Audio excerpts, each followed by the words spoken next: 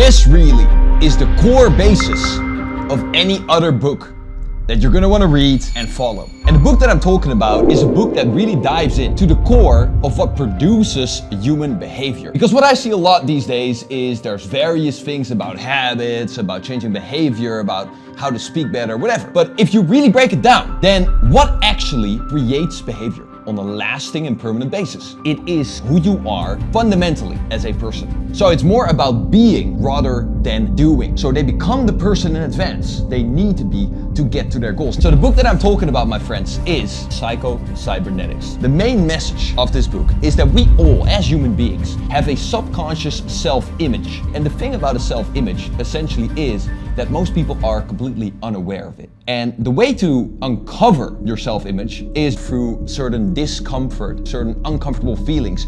Anytime that you get to a level that is above your self-image. There are a couple great examples. Is number one, if you go to a Rolex store and you feel comfortable there, but then you go to a Richard Mille store, which is a way more expensive watch, and you feel uncomfortable there, that shows you there's a gap in your self-image. Another example is you're at work or you're in your company, whatever, and you talk to business owner number one, who's like, a younger guy, still kind of getting started, and then you talk to a guy who's 40 and who's already made his millions, and you feel uncomfortable there. You're not truly yourself and truly comfortable. Well, obviously there's a gap there, right? You see that person as above yourself, right? So your self-image is lower than that. The perfect example, you're out and about, as I'm sure you guys do, because most of my viewers are gentlemen. You're in a bar and you see a pretty girl, and no, she's okay, right? She's like kind of your level. You talk to her and you're funny and you're witty and you're charismatic and it's all easy, right? You're not overthinking, you're present, etc. But then you see like a supermodel walking and you're like, you push yourself to do it, but you're hella uncomfortable, you can't be yourself, you're not joking, you're in your head, all that stuff. Now what's going on there? The only thing that's going on there, my friend, is that you have a subconscious belief system that tells you that you are not worth that. Meaning, you have a subconscious self-image that is below the level it needs to be for you to attain that result. And this is really what a lot of people deal with when they're trying to get new results, right? They are not the person they need to be to actually attract that result and move towards that, because they can't take the actions, and they can't take the actions in the way that needs to happen. If you want more context, read the book obviously, but the reason for that is that 95% or more of your behavior is subconscious. If you're in a conversation with someone, let's give the example of the sales meeting, and you're trying to act like, the millionaire, whatever, you cannot consciously monitor everything you say, how you say it, your body language, all that stuff. It's gonna go automatic because you simply don't have the capacities consciously to monitor and adjust everything you say and do to match the person you are trying to pretend to be. And so this whole shtick of like pretending to be someone else doesn't really work, because the self is always shining through. And sooner or later, that mask is gonna come off, because it takes so much energy and conscious monitoring to keep that up for an extended period of time. Anyone can do it for 10 seconds, 20 seconds, a minute, but can you do it for a day? No, because you cannot possibly monitor that. So the way to really change your behavior on a permanent level, where you don't have to consciously monitor it so much, is to actually shift your thinking from, I'm trying to just change the doing or the having, to changing who you are being before you actually do something. My dog's going crazy over there. How you do that, this book goes into it. And it goes into a bunch of different exercises.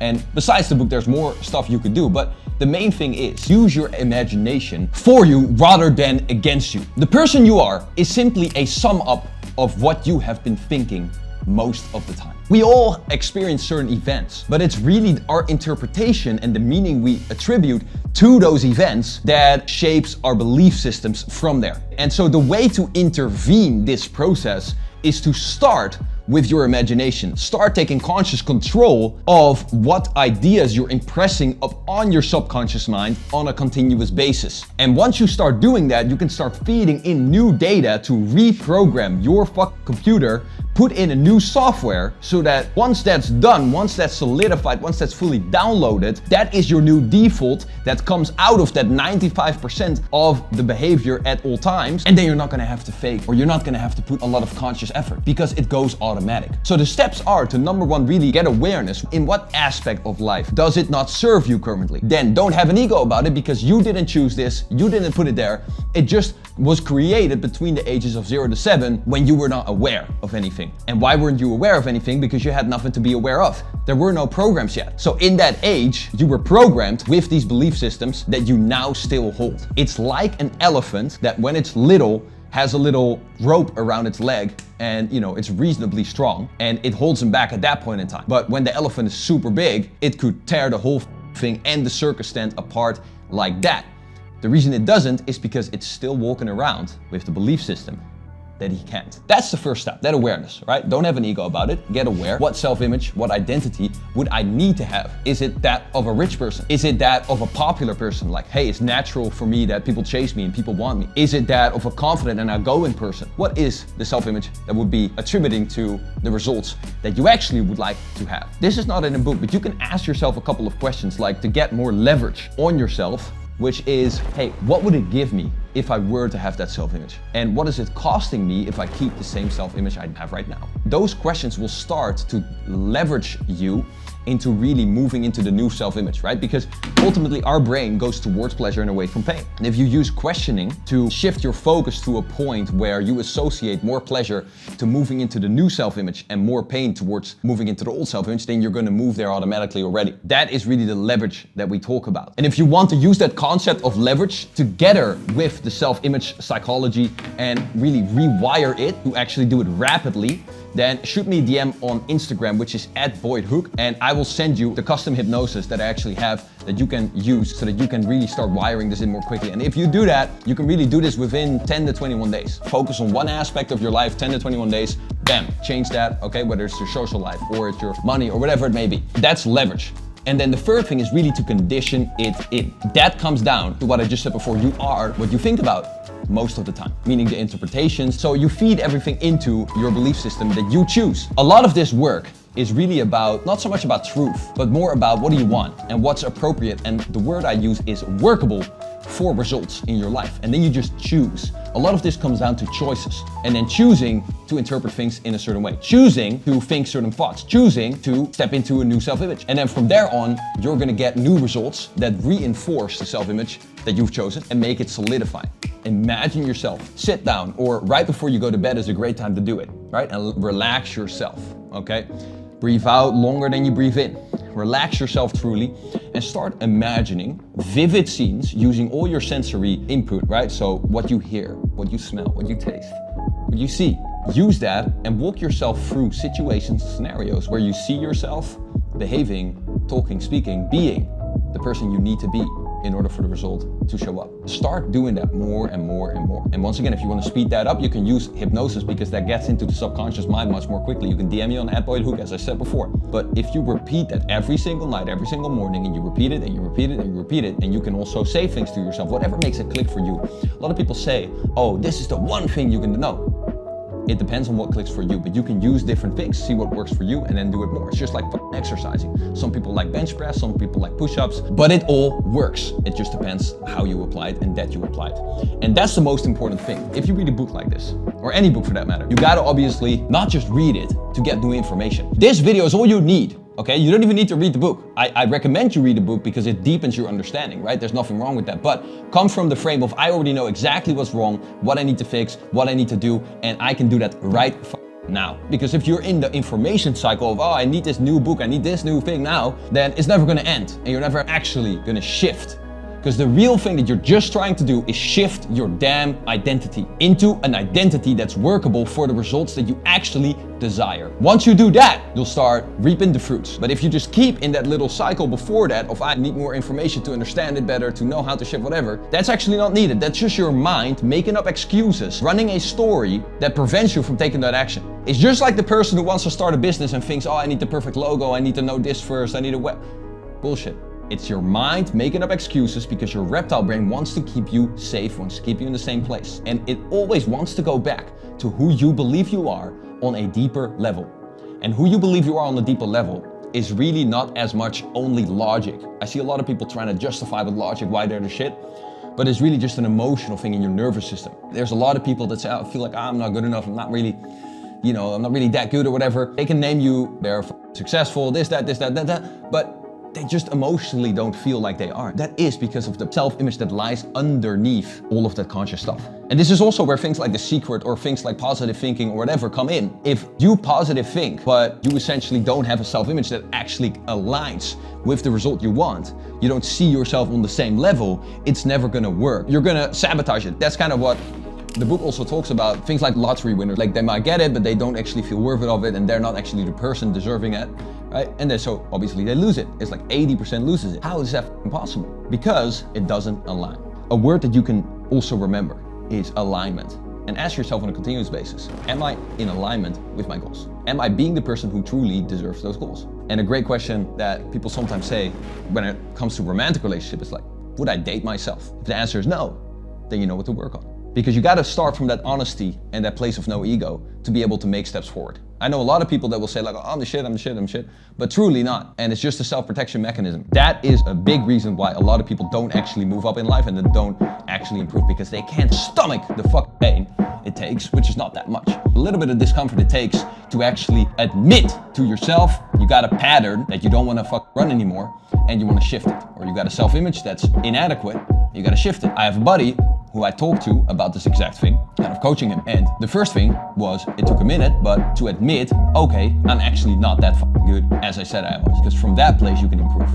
And from that place, once you've admitted that, now you just can say like, I'm that good, because you're actually working towards that and being that. This all stems from wanting in the first place. If you don't want those results, get off this video, because you don't need to do this then. This is just a practical shit you can do to get more results. That's what this whole channel is about.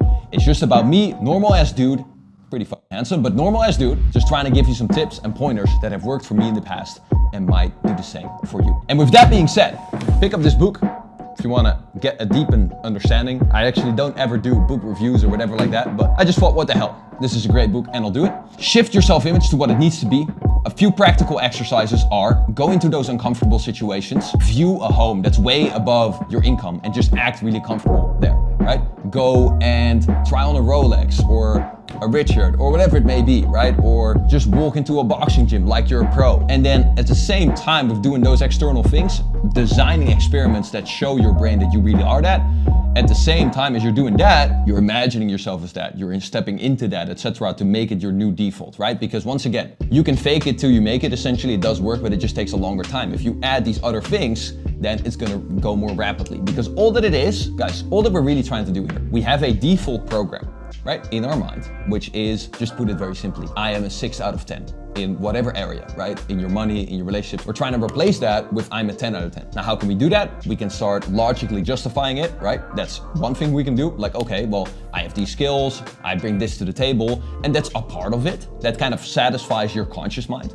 But then the bigger thing is your emotional center, which doesn't reason. It's a dog. A dog doesn't have prefrontal cortex, so obviously that's similar to our subconscious mind in a way. If you go and tell a dog, hey, you're so fucking pretty, you know, you're a great dog, you're a really fast runner, he's not gonna understand, bro. So don't try. And with yourself, you're also not gonna understand. But if your dog sees you giving him affection after he runs hard, if your dog gets a treat, then he starts registering it. And so you can do those things to yourself, but in a way where you imagine a scenario and you feel the feelings of someone actually loving you or making a lot of money or actually being very disciplined and going hard as fuck.